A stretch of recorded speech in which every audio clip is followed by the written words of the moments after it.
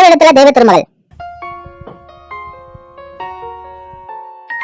படத்தோட climax code சீன்ல விக்ரம்க்கும் அந்த சாரா குழந்தைக்கும் ஒரு கான்வர்சேஷன் நடக்கும். அந்த கான்வர்சேஷன் நடக்கும்போது ஒரு பேக்ரவுண்ட் மியூசிக் இருக்கும் பாருங்க. படம் பார்க்குற எல்லாருமே ஒரு மாதிரி பண்ணிடும் அந்த மியூசிக். அப்படி ஒரு தரமான மியூசிக் நம்ம கொடுத்திருந்தாரு. நாலாவது இடத்துல ராஜா ராணி. ஒரு பெயின்ஃபுல்லான ஒரு லவ் பிஜிஎம் கொடுத்திருந்தாரு நமக்கு எல்லாமே. இந்த படத்துல சாங்ஸ் எல்லாமே சூப்பரா இருக்கும். ஒரு கம்ப்ளீட் ஆல்பம் சொல்லலாம். பேக்ரவுண்ட் மியூசிக், சாங்ஸ் எல்லாமே அட்டகாசமா இருக்கும். மூன்றாம் இடத்தில் மயக்கம் என்ன.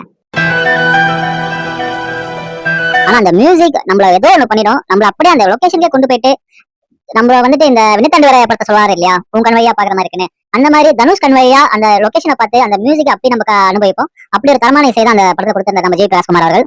இரண்டாவது இடத்துல பொல்லாதவன். படம் வந்தப்ப பாத்தீங்கன்னா 90s கிட்ஸ் எல்லாருமே அந்த பைக்கை வாங்கினதுக்கு முக்கிய காரணம் இந்த படம் தான். அந்த பைக்ல வந்துட்டு அந்த மியூசிக் இருக்கிற ஆளுங்க இல்ல அப்படின்னு சொல்ற அளவுக்கு இருக்கும். முதல் இடத்துல ஆடுகளம். ஆடுகளம் ஒரு கம்ப்ளீட் பேக்கேஜிங். பேக்ரவுண்ட் மியூசிக் இருக்கட்டும், பாடல்கள் இருக்கட்டும், எல்லாமே அருமையா இருக்கும். அந்த பாடல்கள் படமாக்கட்டும் ரொம்ப அருமையா இருக்கும். இந்த ஐயோ சாங் எல்லாம் பாத்தீங்கன்னா அந்த நைட் எஃபெக்ட்ல சூப்பரா இருக்கும்.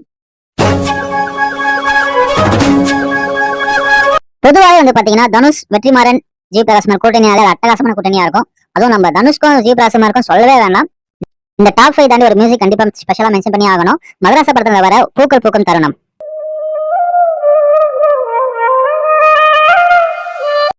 எதுக்காக இந்த மியூசிக் தனியா மென்ஷன் பண்ண ஸ்பெஷலா மென்ஷன் பண்ணு பாத்தீங்கன்னா, ஒரு இன்டர்வியூல ஜி பிரகாஷ்குமாரே வந்துட்டு இந்த மியூசிக் எனக்கு பர்சனலா ரொம்ப பிடிச்ச மியூசிக் சொல்லியிருக்காரு.